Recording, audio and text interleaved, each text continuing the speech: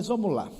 Quando os arqueólogos trabalham, e eles fazem todo o trabalho de encontrar aquilo que é vestígio concreto do passado, algumas ciências específicas são fundamentais para o estudo do que a arqueologia encontra. Uma delas é a análise da numismática. Se tem uma coisa que é especial, é achar a moeda, porque a moeda tem inscrição. Por exemplo, um lugar muito especial na Galileia chama-se Magdala.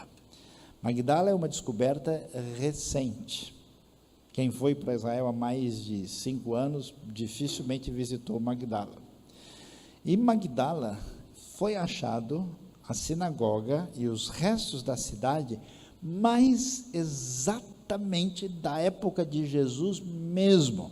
E por que a gente sabe? Por causa das moedas. As moedas achadas em Magdala são do ano 29, tem a datação.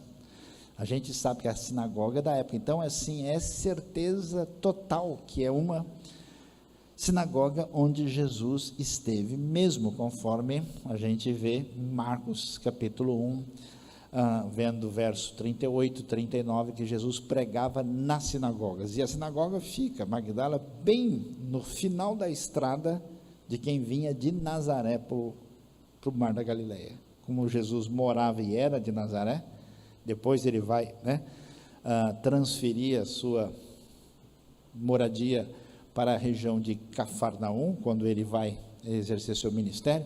Então a vinda de Nazaré chega em frente a Magdala. Então é um negócio muito, por quê? Por causa da moeda.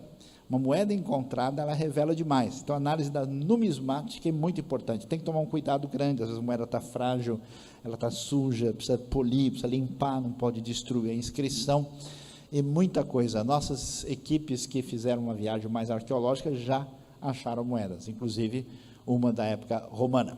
Análise dos ossos, osteológica. De que data são esses ossos? Que tipo de animal nós temos aqui?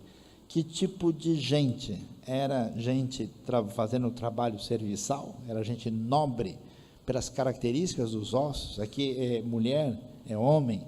Como é que funciona isso? Isso ajuda muito. Análise etnoarqueológica, né? Dependendo do que você encontra, você sabe de quem nós estamos falando. Por exemplo, na igreja de São Paulo, em Roma, sempre teve lá guardados restos de alguém que se afirmava que possivelmente podia ser o apóstolo Paulo.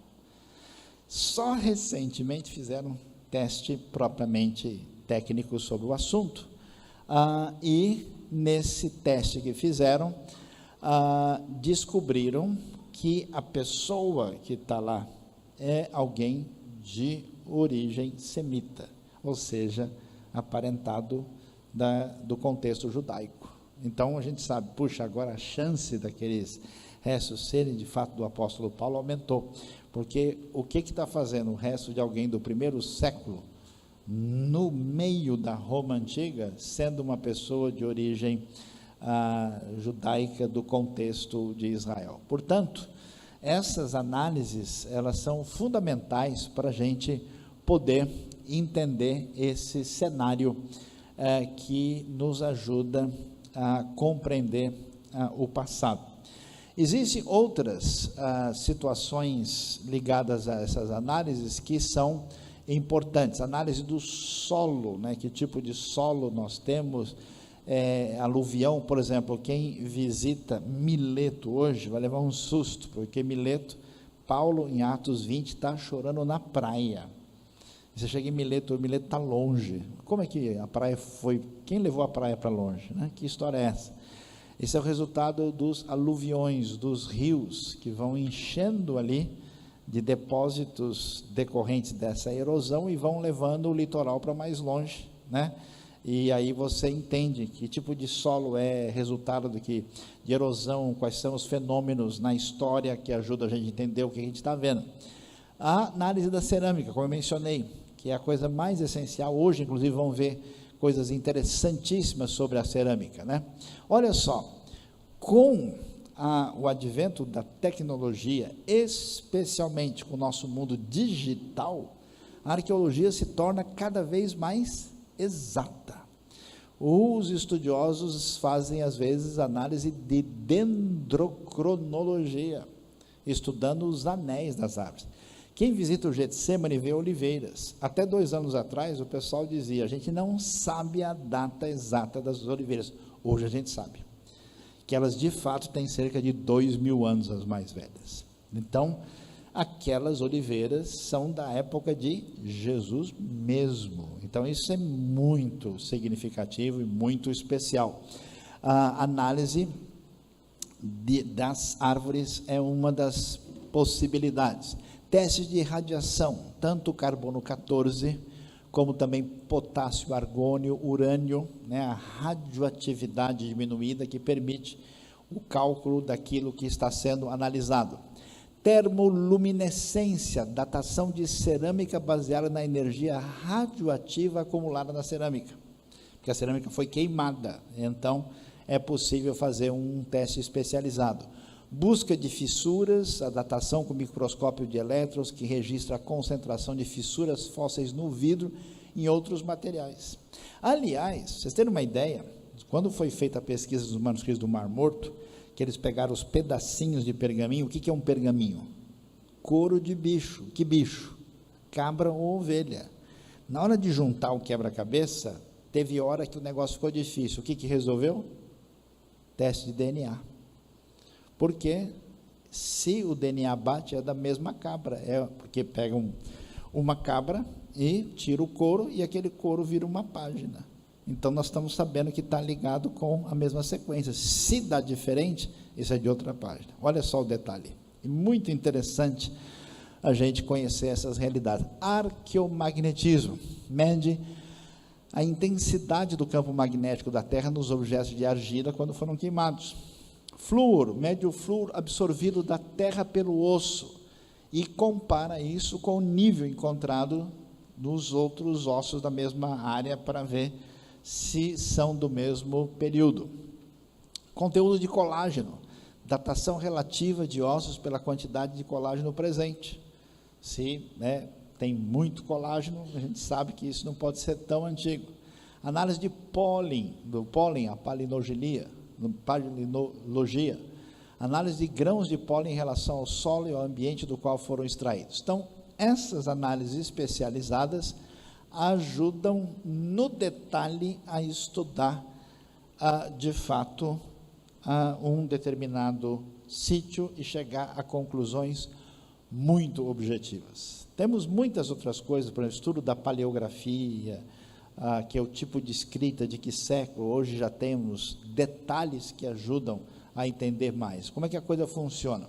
Uma grande universidade, que tem arqueólogos especialistas, às vezes tem financiamento da própria universidade, ou do governo, ou de uma instituição particular, e muitas instituições europeias, americanas, israelenses, até mesmo asiáticas de outras partes, fazem uma parceria e estudam um determinado sítio até chegar a uma pesquisa mais detalhada e chegando aí às conclusões mais importantes. Só para vocês saberem, em Israel tem mais ou menos 20.000 espaços arqueológicos. O Museu de Arqueologia de Israel tem 500.000 de objetos guardados lá, e nem tudo está estudado e catalogado ainda. Se vocês imaginam só, às vezes uma coisa desse tamanhozinho representa um negócio extraordinário. Eles acharam, por exemplo, há uns 20 anos atrás, numa caverna em Jerusalém, uma espécie de coisinha que parecia um amuleto. Abriram, tinha uma inscrição dentro, em prata, mas abrir aquilo foi um negócio assim maluco. O que acharam da inscrição? O texto mais antigo da Bíblia que jamais foi encontrado. Adivinha? Números capítulo 6, o Senhor te abençoe e te guarde, o Senhor faça resplandecer sobre ti o teu rosto, seu rosto, te abençoe e te dê a paz. Esse é o texto de 2.600 anos atrás, encontrado um negócio desse tamanhozinho e não destruiu porque estava em prata. Para ler o negócio é impressionante assim, por causa de ser tão pequeno. Mas o que acontece? Estudando arqueologia, é importante entender que a organização de tudo que a gente encontra é dividido por períodos, e aí nós temos os períodos mais antigos, né? Períodos antes de qualquer coisa escrita, que não nos interessa tanto, até porque também não tem muita coisa para decifrar, envolve a época do Paleolítico, do Mesolítico, do Neolítico, que a gente tem só no Neolítico alguma coisa de pré-cerâmica e de cerâmica. Aí nós chegamos depois ao que é chamado Idade do Cobre, entre 4 e 3 mil, e aí a gente entra naquilo que já se encontra em maior quantidade, que é a Idade de Bronze. Por que do bronze? Porque o tipo de metal utilizado no cotidiano dessas civilizações é o bronze. Mas nós temos o que a gente chama de bronze antigo, bronze médio e bronze recente. Ou seja, o jeito que a gente encontra as coisas na época de Abraão e que a gente encontra na época de Salomão é bem diferente. Aí você tem 4 subdivisões do bronze antigo, o bronze médio 2 divisões e o bronze recente na terra de Israel, indo mais ou menos a 1200 a.C. Olha como isso é importante. Depois do bronze, você tem o que é a Idade do Ferro. Você lê a Bíblia, lê a história, muito especial, bonita, cheia de lições espirituais, mas às vezes não entende tudo que está por trás do texto. Veja o desafio de Davi. Qual era o problema de Davi? É lutar contra os filisteus. E por que que os filisteus são tão fortes? Filisteus são poderosos, é o verdadeiro Liverpool para os flamenguistas, são os filisteus. Agora várias pessoas receberam a revelação aí, né? Lá, alguns foram abençoados, que maravilha, né? Então, o que acontece é que os filisteus já tinham armas de ferro, no tempo em que os israelitas só tinham bronze. Aí na hora de combater, espada de ferro, espada de bronze, escudo de ferro e de bronze, não tem nem o que discutir. Os filisteus que tinham origem nas ilhas do mar Mediterrâneo, conforme o livro de Amós, capítulo 9, versos 5 e 6, eles vieram de Caftor, de Creta, e fundaram 5 cidades na parte sul de Israel, Gaza, Gate, Ecrom, Asdod e Askelon. Se tornaram muito fortes e sempre eram vencedores. E aí, o que Davi faz? Davi trabalha a espionagem. Ele trabalhou no Mossad, na CIA. Ele espionou quando viveu entre os filisteus. 1 Samuel 21, 1 Samuel 27. E depois de um tempo, lembra quando ele está lá com Aques, rei de Gate? E ele até se finge de doido lá, ganhou o prêmio o Oscar do melhor ator naquela ocasião, né? A gente vê Davi, ele traz a tecnologia do ferro. Depois de Davi, Israel tem o seu exército equiparado ao dos filisteus, e aí a desvantagem acaba. Então isso é interessante, a idade do ferro em Israel começa aí. A gente tem 1200 porque os filisteus estão lá, já antes dele já tem algum conhecimento, então a gente tem o que a gente chama de idade do ferro 1 e 2, entre 1200 e 600, a época da monarquia israelita. Aí vem o período babilônico e persa, aí chega o período grego, muda tudo, outra civilização, outra característica, que vai até 63 a.C., quando os romanos chegam na terra de Israel, com Pompeu.